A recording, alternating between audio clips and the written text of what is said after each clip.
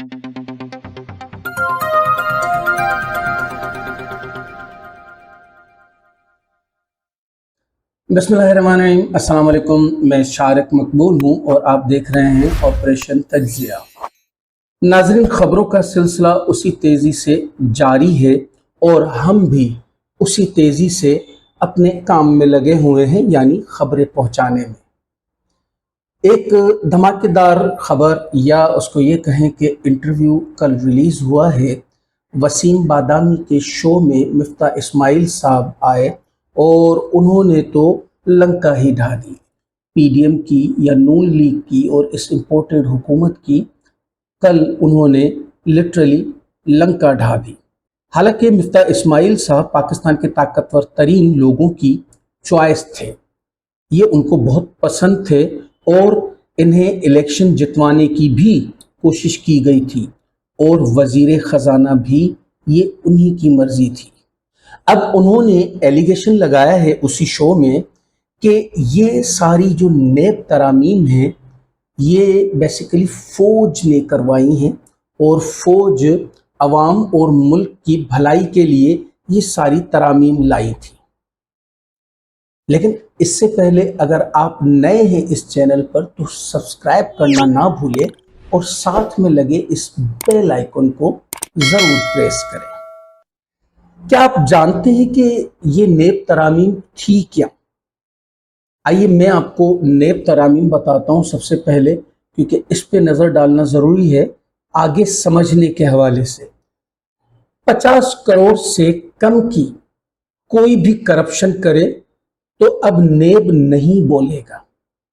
बेनामी असासों को नेब पूछने का मजाज नहीं है। बेनामी असासे होते हैं जनाब, जो यानी मैं अपनी सारी दौलत या अपनी प्रॉपर्टी अपनी बीवी और बच्चों के नाम पे रखूं और जबकि मेरे बीवी बच्चों का कोई कमाई का ज़रिया ही नहीं है, तो वो असल में तो मेरी हैं वो चीज़ें, लेकिन उनके नाम पे हैं, तो इनको बेनामी असासे कहा जाता है। और बेनामी असासे हमेशा उसी के काउंट होते हैं जो कि इनका हेड होता है या इनका कफील होता है, उसी के नाम पे चढ़ते थे पहले जो सिस्टम था। लेकिन अब तो बेनामी असासों का नेब पूछने का मजाज ही नहीं बचा।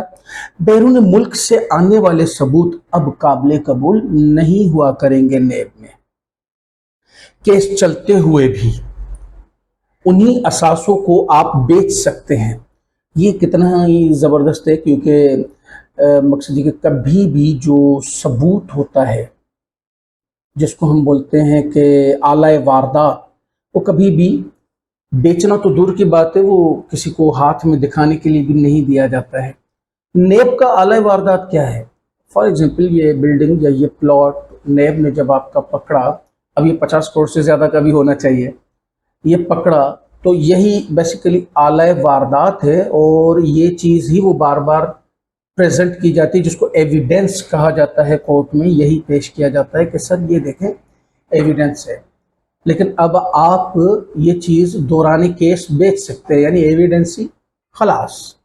तो इसका मकसद यही हुआ कि आप अब हर तरह से नेब से सेफ है। 50 करोड़ भी बहाना दिख रहा है, अब तो भले आपके पास एक अरब का प्लॉट क्यों ना हो और आप उसमें पकड़े जाए तो वो तो वैसे ही आप बेच के पैसे भी खा जाएंगे।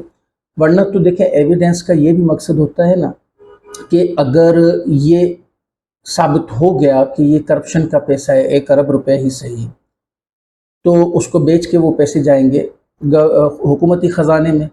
लेकिन वो तो केस चलते हुए उसने बेच दिया ना, पैसे भी खा गए, अब तो ये जाएगा भी नहीं, एविडेंस भी गया, पैसे भी गए। तो किसी सूरत अब आप नेब की पकड़ में आ नहीं सकते हैं।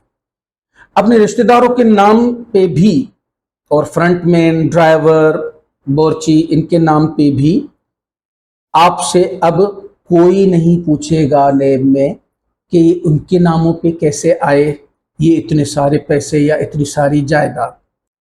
मुल्ज़मान अब मनी ट्रेल देने के पाबंद नहीं होंगे, अब ये सबूत भी नेब को ही देना होगा।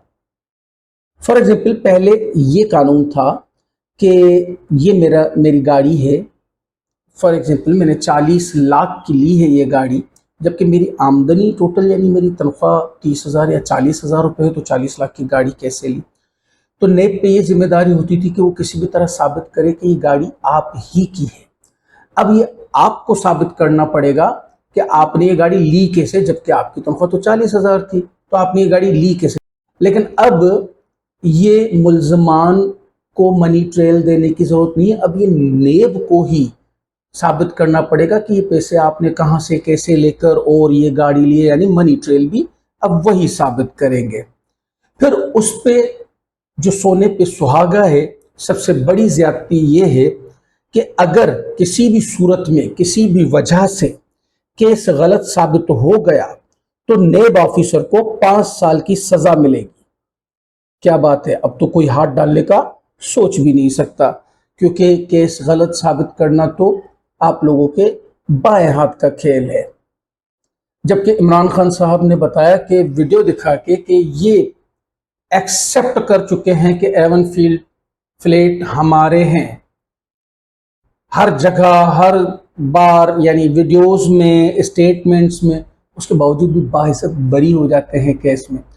اس میں کورٹس کو قصوروار نہیں کروں گا، کیونکہ کورٹس کا اس میں قصور نہیں ہے۔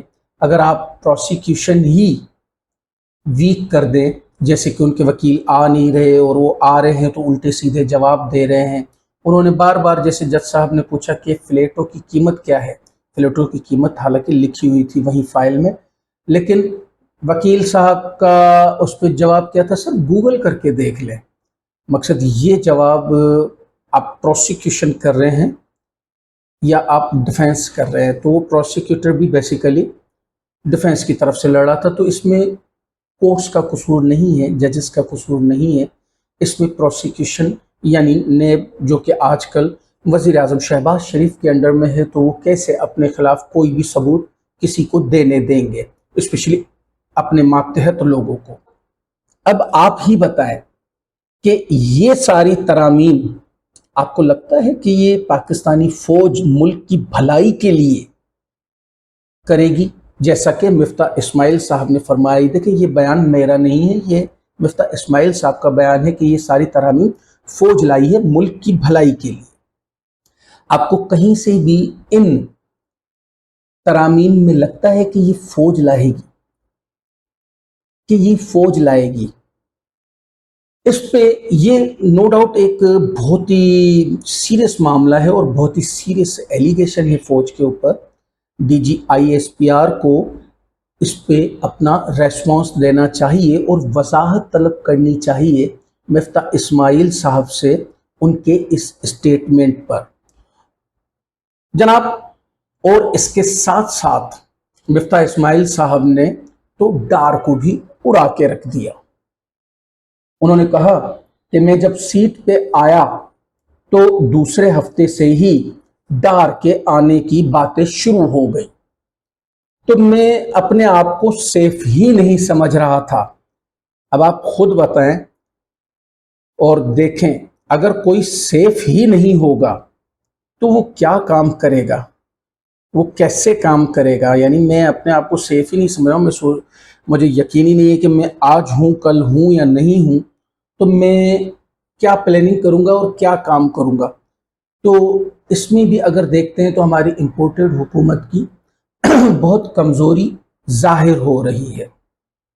آئی ایم ایف نے ہمیں کہا تھا کہ ہمیں پتہ ہے تم لوگ لیوی نہیں بڑھاؤ گے، تم لوگ اپنے وعدے سے مکر جاؤ گے، اور اس مہینے ڈار صاحب نے لیوی نہ بڑھا کے ان کی بات کو سچ کر دیا، جبکہ مفتاح اسماعیل کے کہنے کے مطابق میں قسمیں وعدے سب کچھ کر کے آیا کہ سر ایسا نہیں ہوگا، ہر مہینے ہمیں لیوی بڑھانی اور بڑھا کے، اگر جیسے مفتاح صاحب رہتے ہیں، مفتاح اسماعیل صاحب، تو شاید یہ لیوی بڑھا کے اور پیٹرول کی پرائس بڑھا کے شاید 300 کراس کرنے کا پروگرام تھا، جیسے کہ اسٹیٹمنٹس بھی چلے تھے۔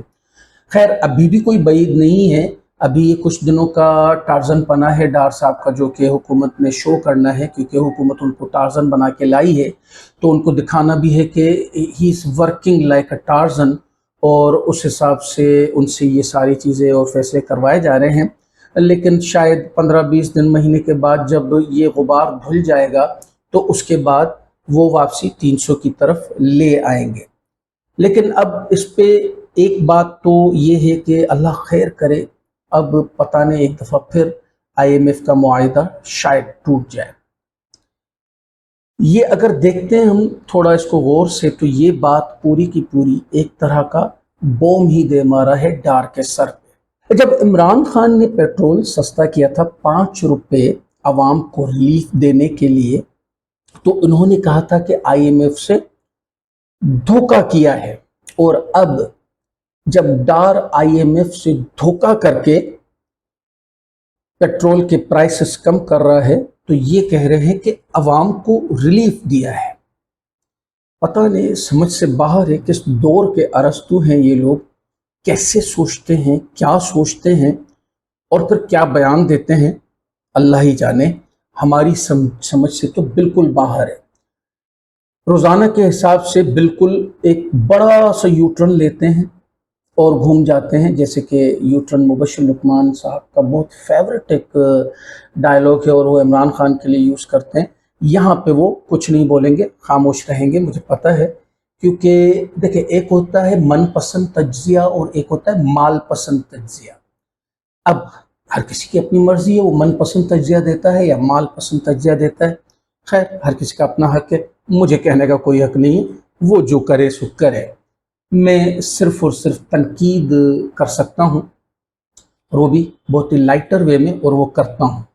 عمران خان کا جلسہ ٹیکسلا میں کل کیا غضب کا جلسہ ہوا، ایز یوزل وہ اپنے ہر جلسے میں ایک نئی تاریخ رقم کرتے ہوئے جا رہے ہیں۔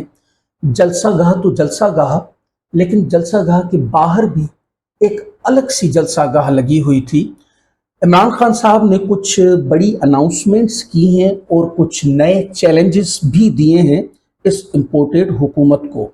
انہوں نے کہا ہے کہ حکومت نے تیسری بار میرے گھر پر پولیس بھیجی ہے۔ سب کو بتا دینا چاہتا ہوں کہ ہم تیار ہیں، ہم ڈرتے نہیں ہیں، کر سکتے ہو گرفتار تو کر لو، ہمارے لیے جیل کا ڈر تو اب بہت چھوٹی سی چیز ہے۔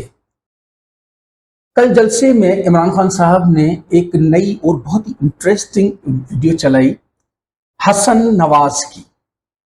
حسن نواز کی ویڈیو میں وہ کہہ رہے ہیں کہ یہ 4 محلات جو ہیں یہ مریم نواز کے ہیں، تو عدالت نے ان کو پھر بھی بری کر دیا۔ یعنی نہ صرف وہ بیان ہے، لیکن اس کے بعد میں نے آپ کو بتایا کہ بہت سی ریٹن چیزیں بھی ہیں اس میں، کہ آپ یہ سارے فلیٹوں کے مالک کون ہیں اور یہ کہاں سے آئے ہیں۔ بس نہیں ہے ایک چیز تو منی ٹریل نہیں ہے، اور آخر تک انہوں نے وہ چیز نہیں بتائی، باقی تو ہر چیز اویلیبل ہو چکی ہے۔ پرویز الہی صاحب نے ایک اسٹیٹمنٹ دیا ہے رانا ثناء اللہ کے بارے میں۔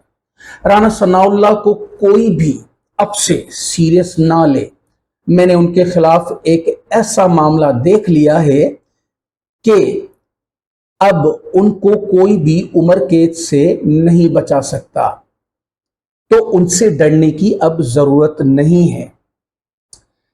ایز یوزل کسانوں کے حوالے سے میں روزانہ کی بنیاد پر اپنی آواز کو شیئر کرتا ہوں، اور یہ بتانا چاہتا ہوں کہ مین اسٹریم میڈیا بھلے ان کو کوریج نہ دے، ہم کسانوں کی آواز ہیں، ہم کسانوں کی آواز بنیں گے، ہم کسانوں کے لیے روز کی کوریج دیں گے، ہم کسانوں کے ساتھ ہیں۔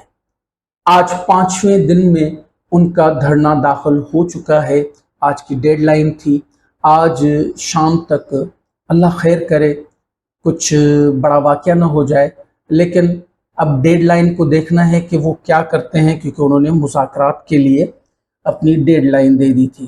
نیوز اور تجزیے کیسے لگے ہمیں کمنٹس میں ضرور آگاہ کیجیے گا۔